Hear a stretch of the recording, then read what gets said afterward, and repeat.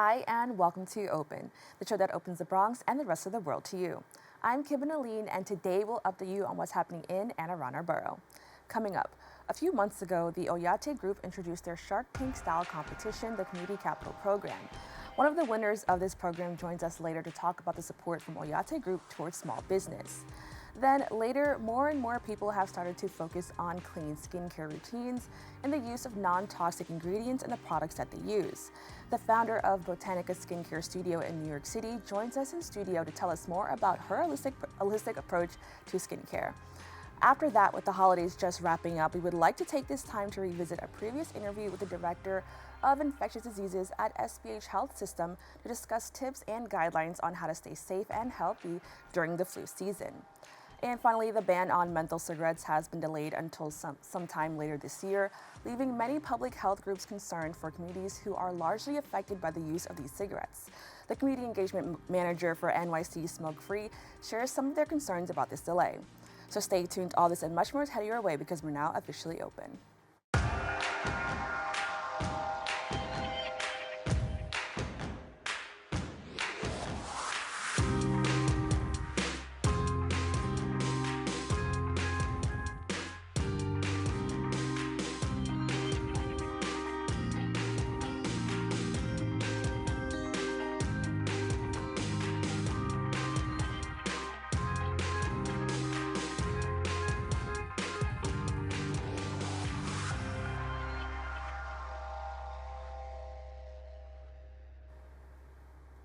Hello everyone, I'm Kibin Alleyne and today is Tuesday, January 9th. You are now watching Open, a program that brings the Bronx and New York City straight to you. Don't forget to stay connected with us via social media at BronxNet TV. The Bronx-based nonprofit Oyate Group created the Community Capital Program to dismantle systemic barriers facing Black, Indigenous, and POC entrepreneurs. As a result of the program, 3 BIPOC women received between $10,000 to $50,000 in capital funding for their entrepreneurial ventures. Let's take a look at this clip that gives us more detail about the program. Oyate Group presents the Community Capital Entrepreneurship Program. Welcome to Oyate Group's Community Capital Program. 6 local entrepreneurs chosen as finalists from over 100 applicants will now pitch their innovative ideas to the Oyate Group investors. The thing we would like to bring with our application to the world is time. Who will tell your children's story if you won't share it, you won't write it, or do it? Everything is based around my background in physical therapy. Our mission is to close the gap that exists between health, wealth, and life expectancy. We're elevating our nursing profession and creating new career pathways. The type of travel that is not just accessible, but that it's also sustainable. And compete for a chance to win a $50,000 investment in their businesses. Mentorship from knowledgeable and successful business owners, and many other resources. What is the priority if you receive that $50,000? You showed the app. Is that built yet, or is that a future vision? And how much of your company you own.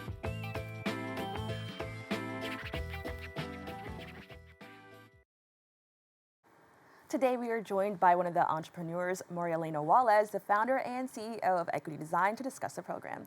I want to thank you so much for joining me. Thank you. Thank you for having me. Now, how did you find out about the Community Capital Program, and what actually inspired you to actually, take that step and actually join? Well, the way I found out about the Community Capital Program was through actually another entrepreneurship program, and so I'm a part of their group. And so when I saw the application, it was a little intimidating, but I decided to apply because I was inspired by the opportunity to have mentorships and the training program, as well as the capital to grow my business.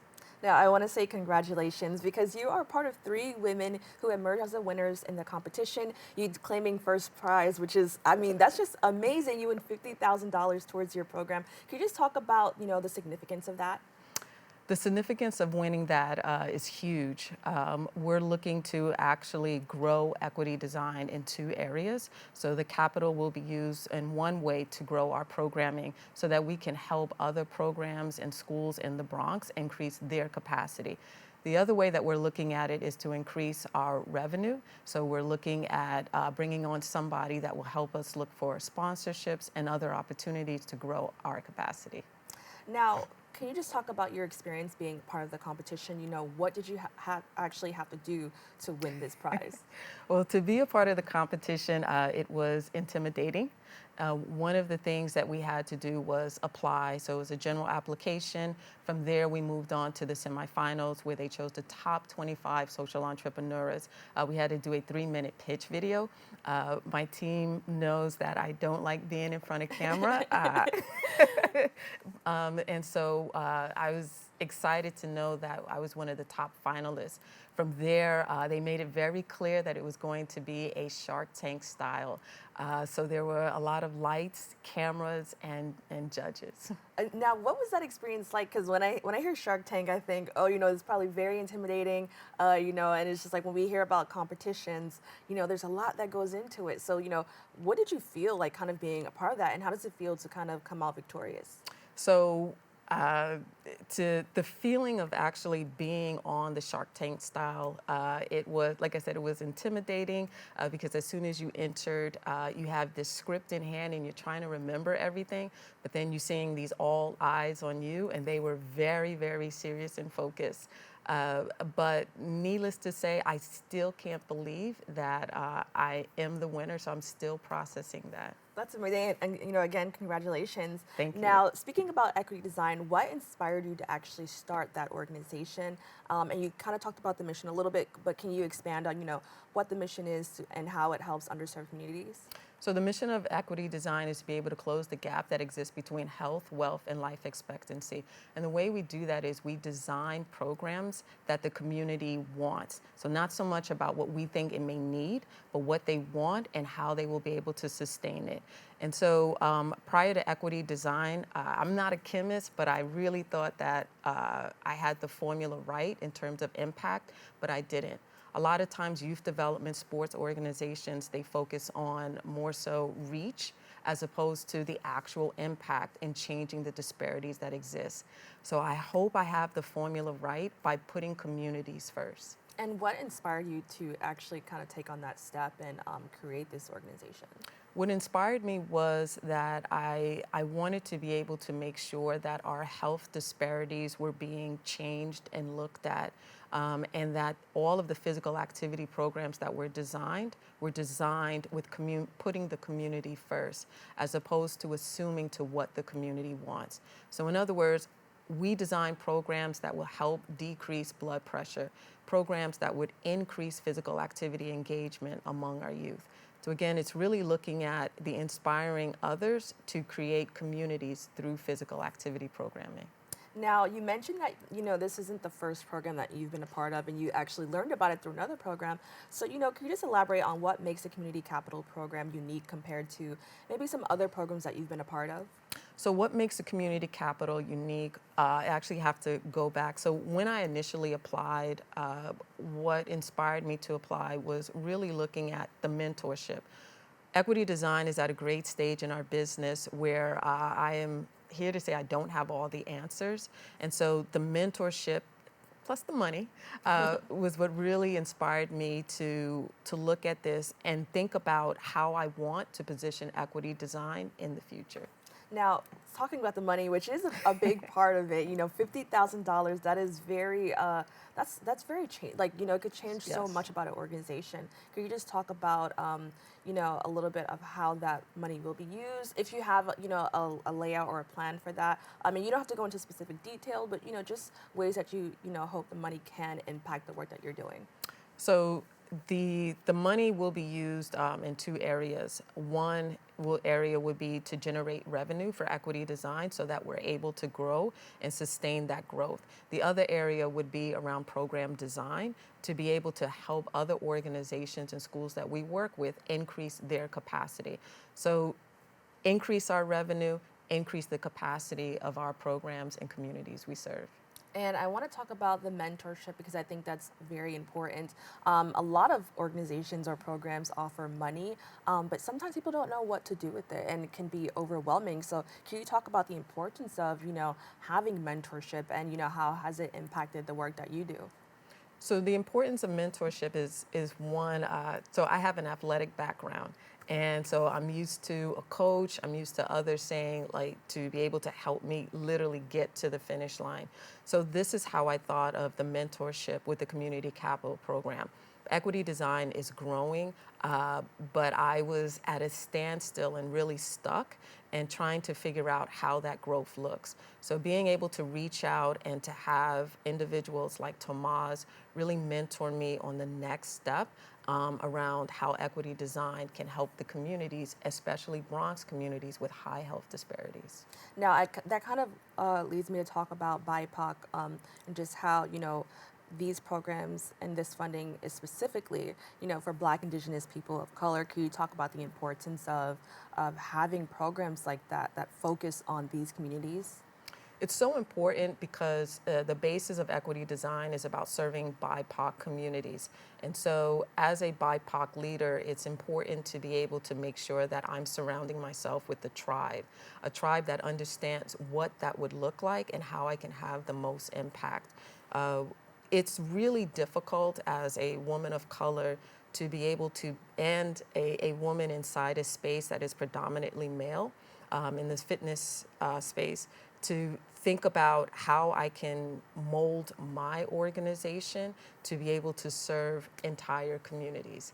So finding the community capital is really where I feel we need to be. Now, looking ahead, what is the long-term vision for equity design? And I know that could be very loaded, or it just feels like, oh my gosh, looking that far into the future. But what is the long-term, just goals and the long-term vision for equity design? So that's a great question because I'm a big picture person. So when I started it, I actually designed it backwards.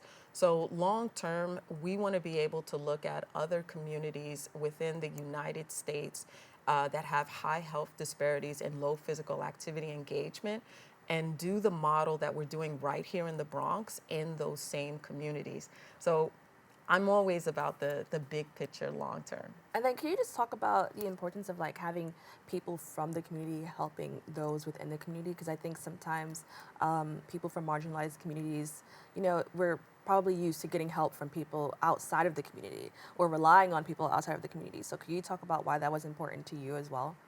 So the reason why it was important to be able to ensure that as a leader, I'm representative of the community is because part of our core values is putting communities first. We do not engage in any type of physical activity program or design the program without having the community's input. We just take it and we're a vessel and say, if this is what you want, let us help you get there, and then we'll help you sustain it. So having me there helps them, in other words, the community that we serve, feel comfortable because I understand what the community may need. Now, could you quickly just give us any advice that you would give to aspiring BIPOC women, entrepreneurs who may be facing systemic barriers? What advice would you give to them? The best advice I would give is to find your tribe. And so find those that are your cheerleaders, find those that are your support individuals, find those that are honest to be able to say, you can do this, because you're going to face disparities without a doubt. But being able to, when I face those disparities, I call my tribe and immediately feel uplifted. I take a moment to pause and process, but finding your tribe is the biggest advice that I can give to any and all entrepreneurs of the BIPOC community. Well, I want to thank you so much for joining us and having this conversation. And again, congratulations. Thank you.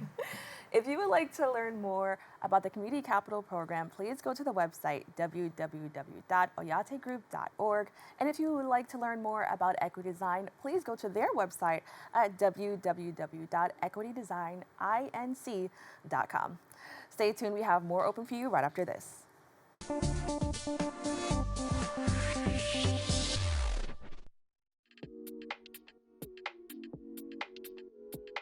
Hey everyone, it's your girl Kat from the Kitty Rose Lifestyle, also from The Next Chapter, where we discuss shades of gray every week right here at BronxNet, Saturdays at 11 p.m. Wow, 30 years of BronxNet public access television.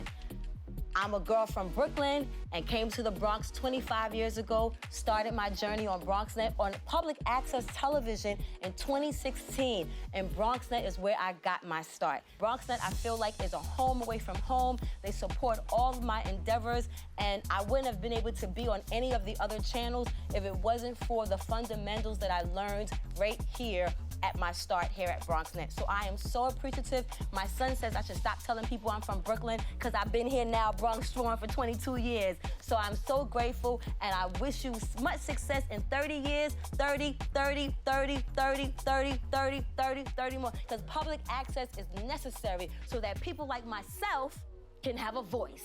Yes, BronxNet, it's your girl Kat from Kitty Rose. Check me out every Saturday at 11 p.m. right here, Channel 68, The Next Chapter, where we discuss shades of gray. Mwah.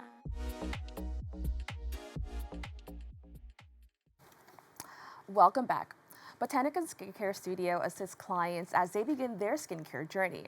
Avoiding a one-size-fits-all approach, Botánica offers fully customized treatments or solutions to target specific skincare concerns using holistic remedies and plant-based ingredients. Founder of Botánica Skincare Studio, Natasha Jimenez, joined me to discuss the brand and her experience running a skincare business in New York City. Natasha, thank you so much for joining me. Of course, thank you for having me. Now, can you talk about your personal experience and basically what inspired you to explore skincare professionally? Yeah, so I really struggled with breakouts throughout my teenage years, and beauty and skincare was always something that I was into. And I realized in high school, especially after trying so many products, there's so many products out there, it can be very overwhelming. I really was trying to dive deep into the ingredients and just really learn about what works for the skin. A lot of products out there are just, very harsh, very exfoliating, and do more damage than good. So that's when I really realized that I wanted to dive deeper and pursue a career in aesthetics, where I went to school at New York School of Aesthetics in Tarrytown. And that's where I really found my true passion for skincare and facials. So I love what I do, and I love just making people feel confident in their own skin.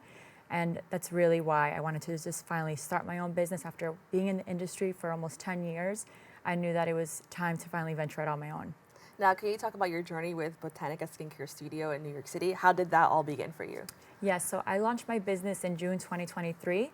I really realized after having my daughter back in 2022 that I was ready to finally do this and really make a meaningful impact. I wanted to really emphasize the importance of using clean, non-toxic skincare. Again, working for so long with other companies and big beauty spas and industries, I realized that a lot of these bigger brands are not using the right kind of ingredients or even treatments, just doing really harsh treatments that can really make the skin worse. And I really wanted to keep it simple, just focusing on treatments that are more holistic without compromising the skin's health. Now, what were the challenges of opening a skincare business in New York City? Yes, so definitely two challenges. First one was finding the right location, and of course the competition. Being in New York City, there's so many spas and industries out there, lots of competition, which can also be very overwhelming for the client. And for me, finding the right location was key, so I'm really happy with the spot that I have in Midtown.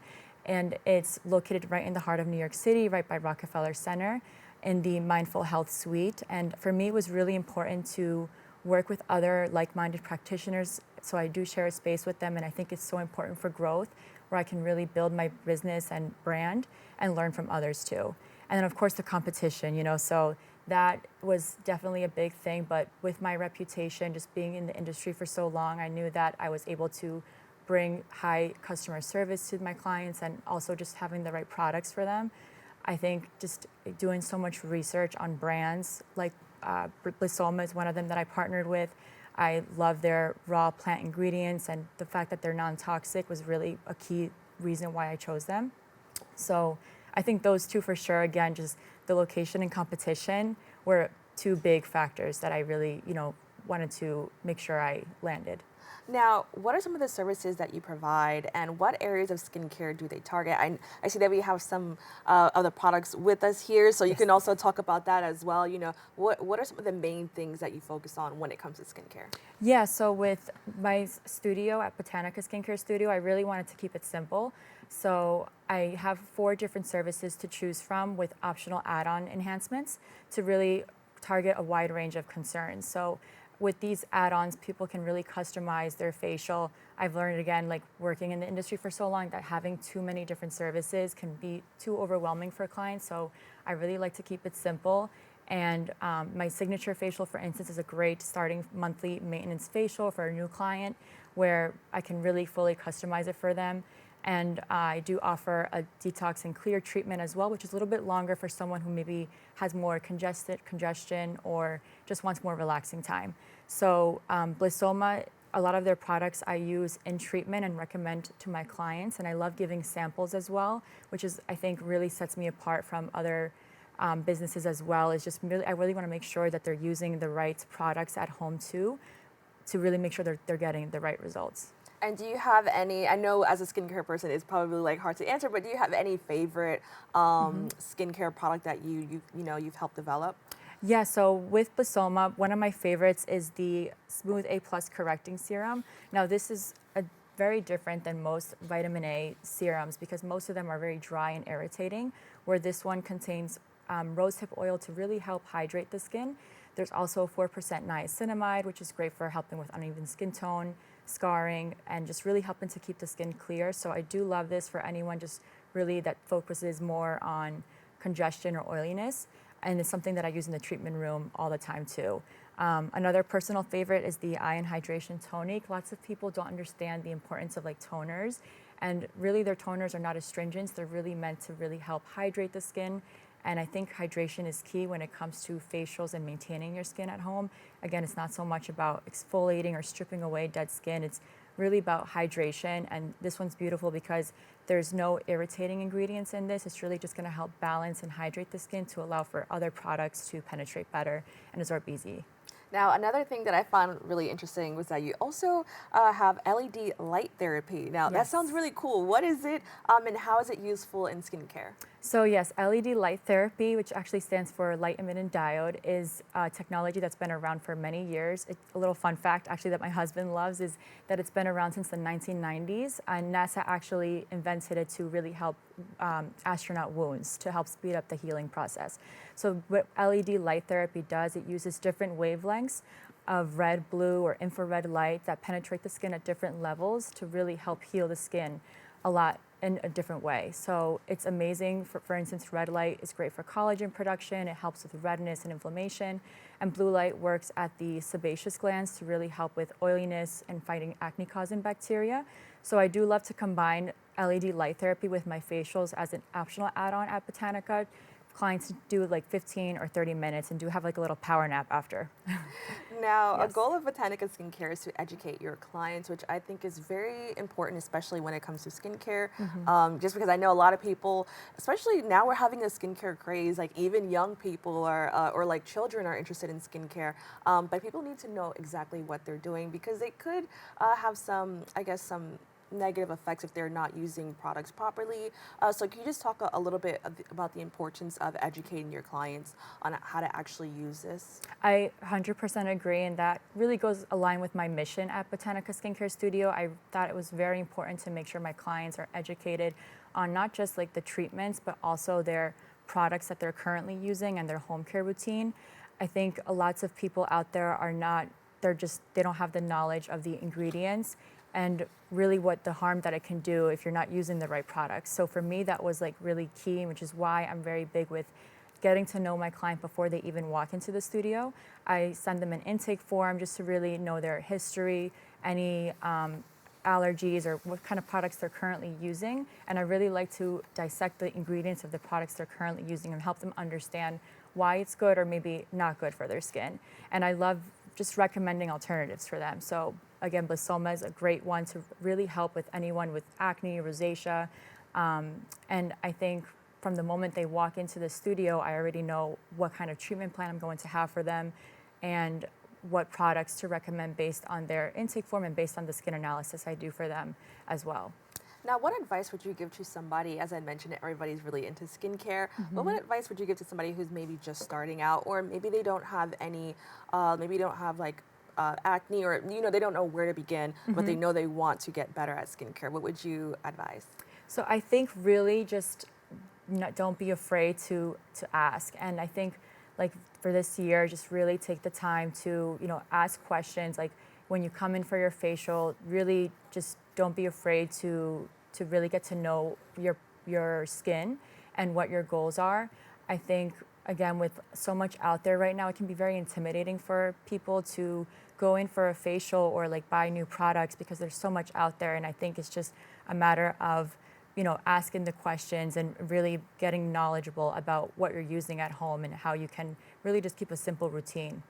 Now, I understand that you also have tips that look at more than just surface level skincare, but it also looks at the way we treat our overall health. Can you tell us a little bit more about that?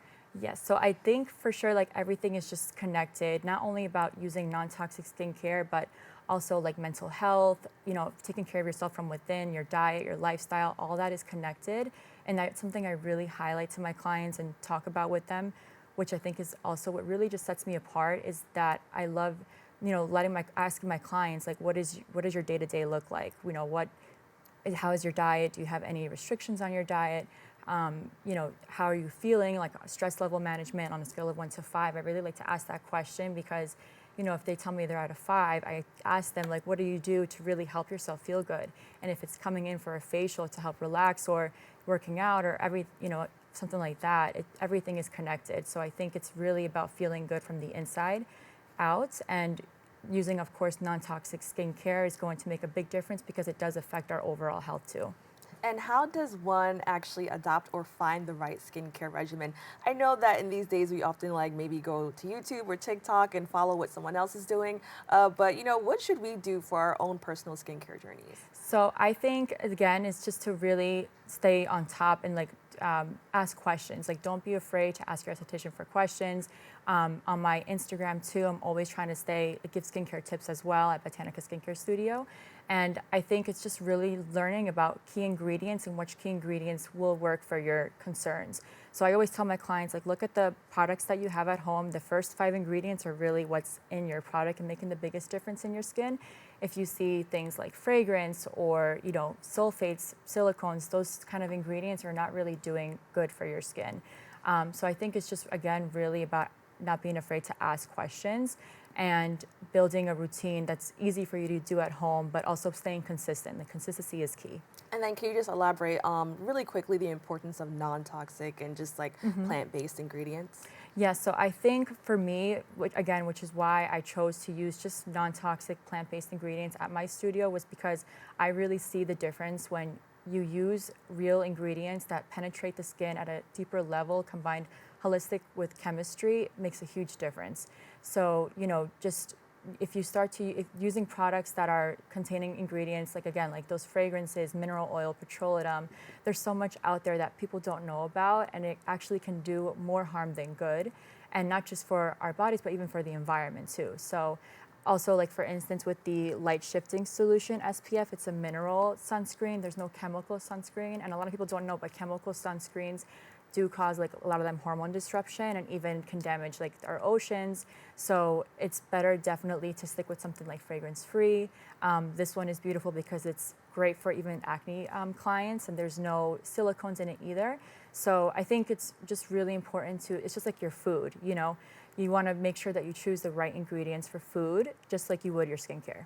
Well, thank you so much for joining us. And I really love that last bit about how it's also good for the environment. I think that's just kind of amazing. So, yes. I appreciate you coming here and talking to us about this. So thank you so much. Thank you so much for having me. Thank you. If you would like to learn more about Botánica Skincare Studio services or to book your appointment, please go to their website at www.botanicaskincarestudio.com.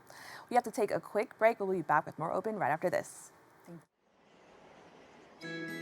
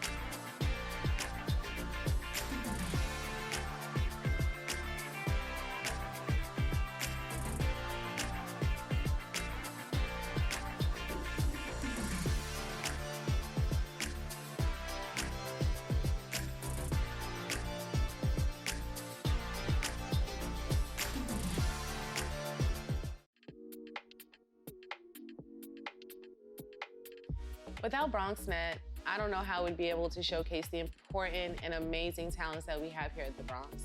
We've been able to feature lots of great artists, performers, people who deal with coffee and small entrepreneurship businesses, discuss controversial topics, and also be able to share the voice of residents that might not normally have access without a place like BronxNet. Welcome back. With the holiday season just ending, we wanted to take a moment to look back at this interview with Dr. Judith Berger, the Director of Infectious Diseases at SBH Health System, who shared some tips on how we can stay safe during this flu season. Now, what can we, overall, what can we expect this flu season? Well, the flu season has already begun. Here at St. Barnabas, we're seeing an increase in flu already, in addition to COVID and RSV. So flu season is open. Okay, so that's very interesting. Can you explain, usually, I always associate the flu season with winter, and usually people often think about the winter time as a time for the flu, but can you just actually talk about, when it actually starts and, maybe why this year we may see it go on for longer in comparison to others? Okay, so the flu actually we see all year round, though we only see sporadic cases. But starting in the fall, sometime, we begin to see flu. And we never really know when it's going to begin. Sometimes we say it's starting sooner, sometimes we say it's starting later. So this year we really began seeing the flu starting in late November into early December. And the New York State Commissioner of Health has already declared flu season. I think it was as of December 6th. Interesting. Thank you for sharing that. Now, although we've come a long way from the pandemic, COVID still lingers. Can you talk about the similarities between COVID and the flu, and does it look the same as it did a few years ago? Meaning, I know that when when COVID first came out, a lot of people were, afraid and compared it to the flu. Is it the same thing that we're seeing now? So, initially, and unfortunately we all went through that, we had a very severe, in the surge of COVID, people were very, very sick. At that time, even in the milder cases, we saw a lot of loss of taste and smell. Now, you can see that with other viruses, but it was very characteristic of COVID to have that. We are still seeing that, but much less. The COVID that we're seeing now is everything, of course, across the spectrum, from mild disease to severe disease. But we have less patients hospitalized in the ICU and less deaths than we did. And the reason for that is manyfold, but one of the reasons is, of course, COVID vaccine. So once the COVID vaccine came out and we began to use antivirals much earlier as they became FDA approved, we are seeing less progression. We have a better handle on how to handle it. We start, if the patient's in the hospital, IV remdesivir earlier on. If they're in the community, we treat them, especially high-risk patients, with Paxlovid. And we know a lot more about how to treat the thrombosis that we used to see, the clots, and we know a lot more about how to treat the inflammatory surge that we saw earlier on as well. So right now in the community, on those people that are not hospitalized, we see milder disease. Everything from, I feel like I have a cold, my nose is running, I'm sneezing, I have a sore throat, to more like a flu-like illness where you have, muscle aches, body aches, headache, and respiratory symptoms.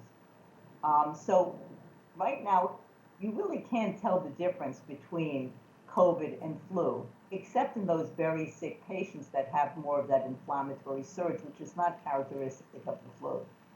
Okay, well, thank you so much for sharing that. I think that's really important, especially now that, obviously towards the end of the year, we have a lot of holidays, especially, with Christmas and New Year's, where people usually gather around. Can you just talk about ways people can keep themselves and their loved ones safe as we, celebrate these type of holidays that, require us to kind of be in close proximity to one another?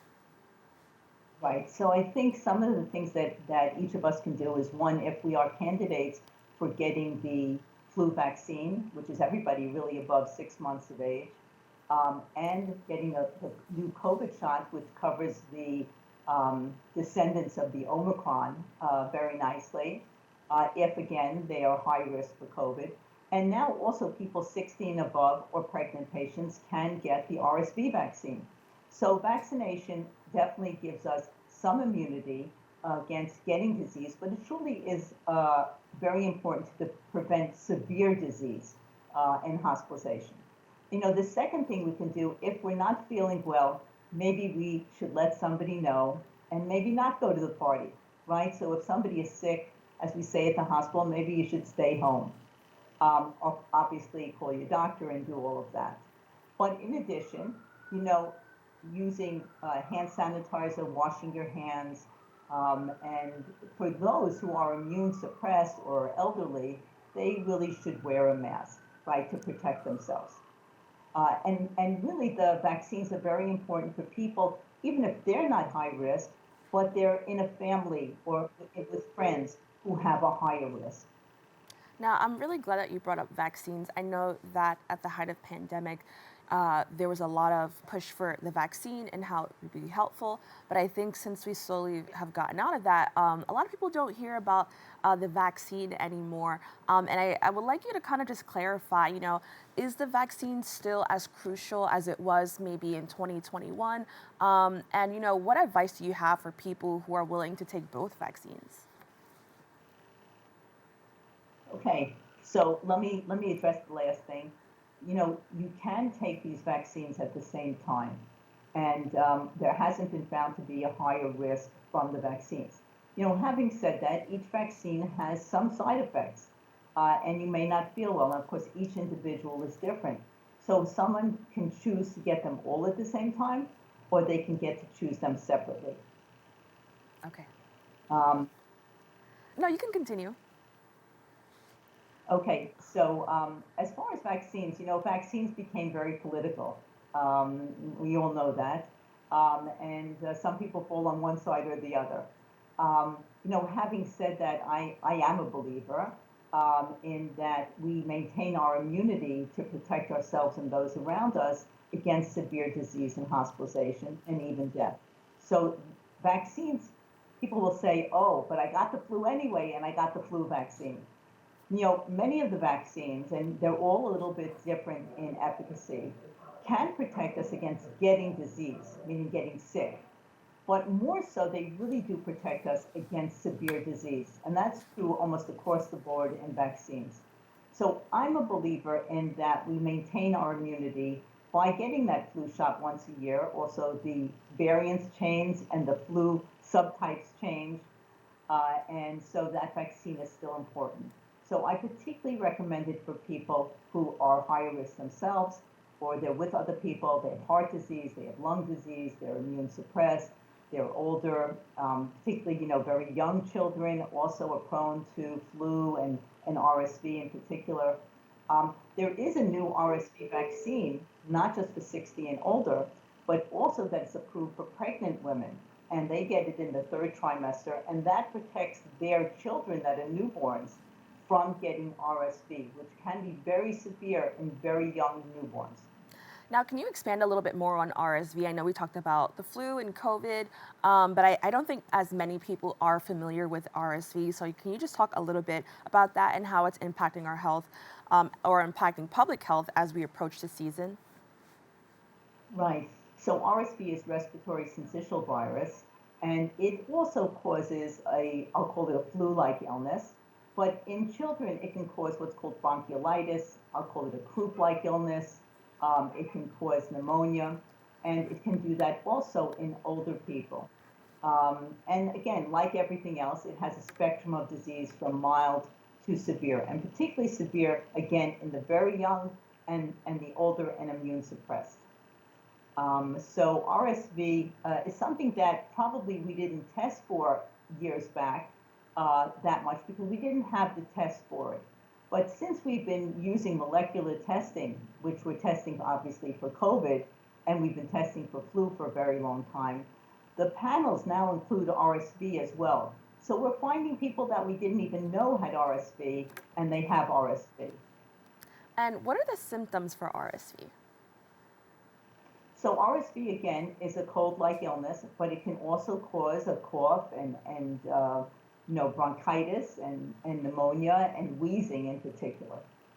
Now, I think with COVID, I think COVID may have been the first virus that made us, or made the general public realize how, these type of viruses can affect different populations and different demographics, in a varying, types of ways. So can you talk about how it's affecting people from different backgrounds or different age groups? Particularly RSV, you're referring to? Yes. Mm-hmm. So RSV, again, the children less than 5 and particularly less than 2 years and even less than that are very prone to RSV, probably because they're not immune, they haven't seen it, and they can develop severe disease and be hospitalized for it. And again, at the other end, at the 60 and older, we also see more severe RSV, and particularly as we get older, there are many people who have heart disease and lung disease and chronic lung disease, right? And they are more prone, again, to severe disease. Now, since we moved away from the pandemic, which, has been, a triumph for so many, especially for public health, a lot of people have become more relaxed in their precaution towards avoiding illness, which means, more people are just not doing what they can to stay safe. Can you just discuss how this affects public health and how health professionals approach their work? Right. So in the hospital, just like the community outside, when the recommendations became that we should take off masks, we don't wear masks in the hospital in general. Of course, it's optional. So there are many people that do wear the masks, and there are many that don't. We do wear them, of course, if somebody's hospitalized with COVID, we, use our proper, protection, our N95s. And if somebody has the flu, we use our droplet masks. And that's true also to some extent for RSV as well. So healthcare workers, because when somebody comes in with an infection, we know what they have, and infection control institutes those precautions. We are also considering sometimes using masks on particular units, especially as the season is increasing and we need to protect our patients. So our little patients, right, in the NICU, right, the neonatal intensive care unit, L&D, where babies are born, our psych units where we have open units where patients don't have walk around and have activities together, we are instituting masks in those areas for visitors and healthcare workers. And we, monitor disease in the hospital. And when we see an increase and we see the possibility of somebody getting sick from a healthcare worker who may come in because they have just a cold, right? They're like everyone else, right? We have to then change our policies, based on what we're seeing. Well, Doctor, I want to thank you For the rest of the world, the rest of the world, people are less careful, and people do feel, oh, it's just a cold, and many people just have just a cold, so to speak, from COVID or something similar to that. And I think to some extent, people don't want to put back on masks, and I get that. But I do think with the parties that are coming up, right, and the get-togethers, family get-togethers for the holidays, that we should be a little bit more careful that if we're sick, maybe to stay home. Well, Doctor, I want to thank you so much for joining us and educating our community. Don't go away. We'll be back with more Open after this.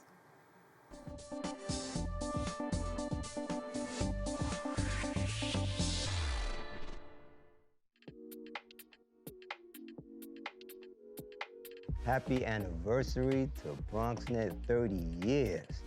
Wow, brings back so many memories.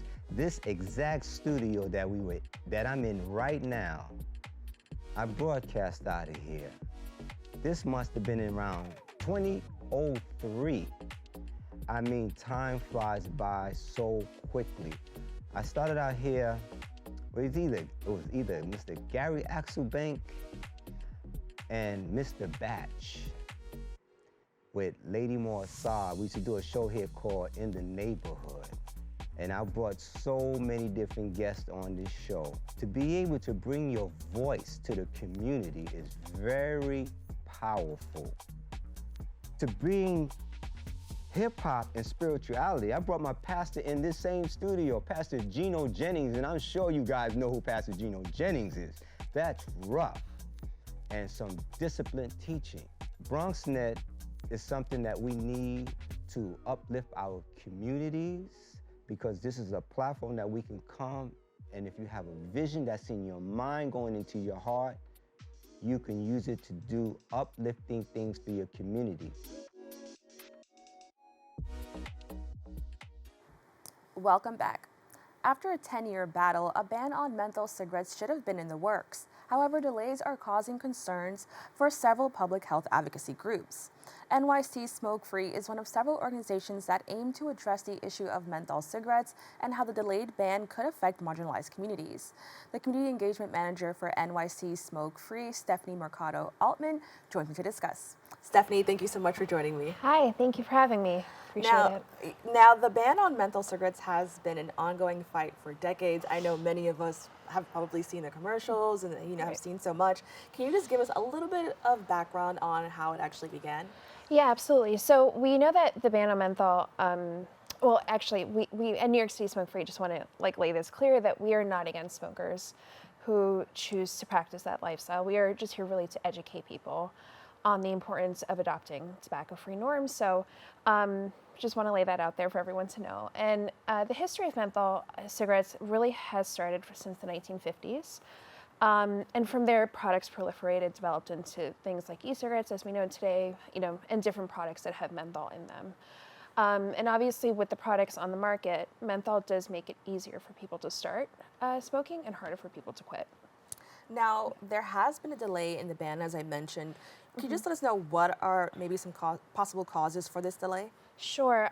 So there are many reasons why, but we know that for us as an organization at New York City Smoke Free, at Public Health Solutions, we're just really here to educate people on the dangers of it. So, that's our hope. Yeah. Okay. Yeah. Now, how do menthol cigarettes differ from regular cigarettes, or is there a difference at all? Absolutely, there is a difference, and it's really good to know what that difference is. And basically, menthol cigarettes essentially have the ingredient menthol added to it, which essentially helps the smoker, whoever is consuming the product, inhale more smoke, and it cools the throat as you inhale it.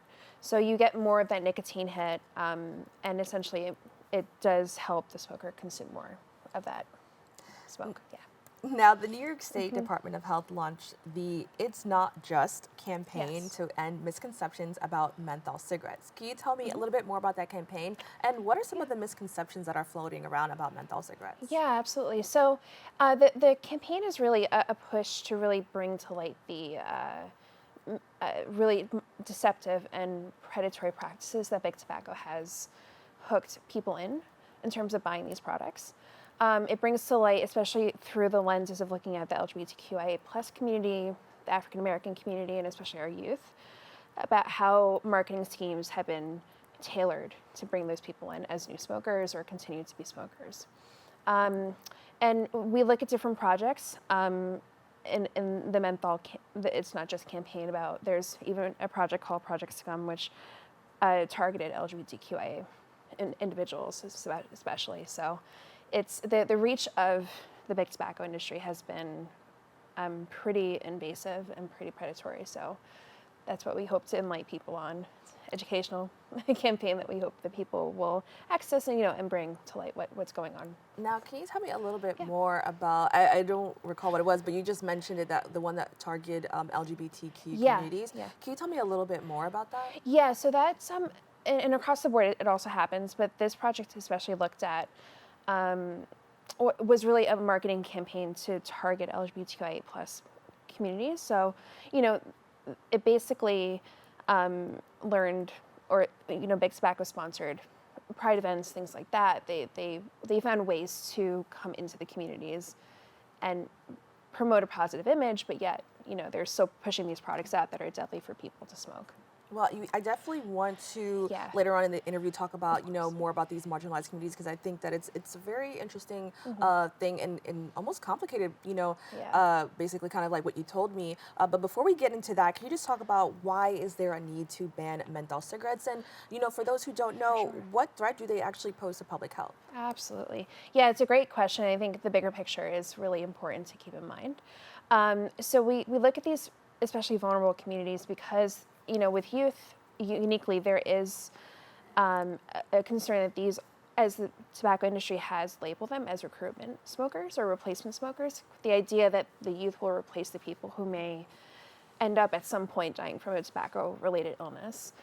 And in the African American community, I mean, we can namely, say that the African American community does suffer from the disproportionate health disparities that, smoking just complicates and exacerbates. So chronic health conditions like COPD, asthma, lung cancers, and any other cancers. And the LGBTQIA community too, primarily can suffer from the same things. So the idea is really that through education, through our efforts at New York City Smoke Free, that we can help people make the right decisions in terms of living a tobacco-free life, if that's something that they want to do. Now, Yeah. what, the ban delay, what could that mean in the long term or in the long run for a lot of these communities? Yeah, absolutely.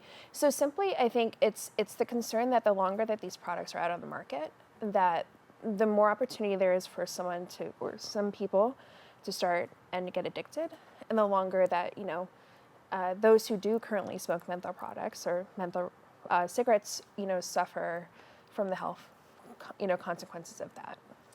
Now, how will the delay of this ban affect people of color, especially those who are Black and brown people from lower income communities? Yeah, especially that. So that's a big concern. I mean, it's very real. From these communities, especially, like we know that menthol cigarettes are sold at a cheaper price than in non-communities of color, if that makes sense. So, for these communities, like I mentioned, with the disproportionate health disparities that we do see, the evidence, it's in the studies that in public health, that Black and brown people do suffer at a higher rate of chronic illnesses. It's just more of an impact on health negatively that is going to happen if menthol products are still going to be out there and accessible. Now, the tobacco industry is known to target youth, African Americans, and the LGBTQIA plus community. You talked about one of the tactics that they used that I thought was very interesting because I think it's almost polarizing, that it's supporting a community at the same time while harming them. What are some other tactics that they use to maybe target the youth or African American communities or other marginalized communities? Yeah, absolutely. So namely, like we've seen in the LGBTQIA plus community that, like I said, Big Tobacco has sponsored Pride events. They've set up booths, have pushed out their products at these events. For the Black and African American community, namely, historically, they've also sponsored events such as the Jazz Cool Festival. So, the jazz music festival that predominantly is of Black music and things like that. And then for the youth, for our youth population, it's especially concerning because Big Tobacco has studied youth behavior and how to recruit new youth smokers. So and through all this, they promote it through folks from these communities, namely being, depicted like culturally tailored images, showing like, a glamorous lifestyle, like it's cool to do, and so there's an appeal how do you say it? There's an appeal to get to that, ideal, like I'm cool, Right. But yet there's a deadly consequence on the other side. Now, I want to talk a little bit more about your organization. Can you just kind of give us an overview and your mission? I know in the beginning you kind of talked about, that it's not really coming from a place of judgment or anything like that. Absolutely. So can you tell us a little bit more about the overall goal of your organization? Yeah, absolutely. So our mission really at New York City Smoke Free is to promote tobacco-free norms throughout the city where people live, work, and play. So we are really here as an advocacy and educational program at Public Health Solutions, our bigger organizations to really drive this mission forward. And we have a two-pronged program. So we work within community engagement where we work with buildings and businesses to help them go smoke-free through voluntary policy adoption. So, fostering smoke-free environments where people can enjoy clean air and breathe it. And then we also have our youth engagement arm. So that's a really important program for us too, which is called Reality Check. And we work with students 13 to 18 so they can become like peer health advocates for their school communities and other peers to say, hey, these are the dangers of vaping, which is a big thing, and also smoking as well. And through this like kind of dual approach, we just hope that we can reach people at all levels in all the corners of the city that we work in. And for those who may struggle with wanting to quit smoking, because that is a challenge for many people, they do smoke and they want to quit, but as with a lot of habits, it can be hard. So, you know, what are some of the resources that your organization offers to help people stay on track with that journey? Yeah, absolutely. So if someone's looking to quit, they can call the New York State Quit Line. And there they can provide like free confidential services for people who are looking to quit. There's counseling services provided as well. So it's free as well. So that's a plus. And can you just talk about a little bit about your journey, you know, helping educate the city, so many different aspects of our city, just a little bit more about this? Yeah, absolutely. So like I said, like community engagement, like I'm working in all facets in terms of like working with residents of New York City. I work, you know, with business owners in New York City to provide smoke-free environments. And these are people that want to make a change, you know, and and the overall idea is really to protect the health of all and ensure that, you know, there's a healthy environment for all people, patrons, residents to live in. We also connect with elected officials throughout the city. So we have we have regular meetings yearly to say, hey, we're New York City smoke-free. This is what we do. And our hope is really to connect with those elected officials to leverage our message and like kind of broadcast like, you know, having a smoke-free city is our ideal because the health of New Yorkers are really important to us. And I think that's really interesting that you brought up elected officials, because I think that a lot of the time organizations, we feel that they do the work alone. And a lot of times they do this work alone, but I think it's so amazing that you have support or you try to work with elected officials. You know, very quickly, do any come to mind or any elected officials that were very supportive of this mission? Yeah, we have plenty, and I work in Manhattan, namely. So I am from the Bronx, because I can say that much. So I have a stake here. But you know, we have a number of elected officials, namely Al Taylor, who's incredible to work with. He's closer to the Bronx, and Linda Rosenthal and Deborah Glick, who are amazing folks as well, and a number of other folks who are just not coming to mind. But I think majority of elected officials want to have a smoke-free, you know, in a community just for everybody, you know. And again, we're not here to ban smokers. We're not here to point a finger at smokers. Just saying, you know, let's just consider everybody's health in the mix of it all. Well, I want to thank you so much for joining us and educating our community about this. So thank you so much. Thank you for having me. Appreciate it. If you or someone you know is trying to live a smoke-free life but needs a little help or support to get started, please go to the website www.nycsmokefree.org and be sure to follow them on social media at NYC Smokefree. We've come to the end of our show today. I'd like to thank all of our guests for joining us and you, the viewers, for tuning in. If you missed any part of today's show, you can catch the recable cast at 5 and 10 p.m. on Optimum Channel 67 and Verizon Fios Channel 33, or watch anytime on the web at bronxnet.org. You can catch a brand new episode of Open with Darren Hymie on Wednesday and with Rena Valentine on Friday. I'm Kibin Alleyne, wishing you and yours safety and wellness now and always. See you next time. So I asked you to stay on set, but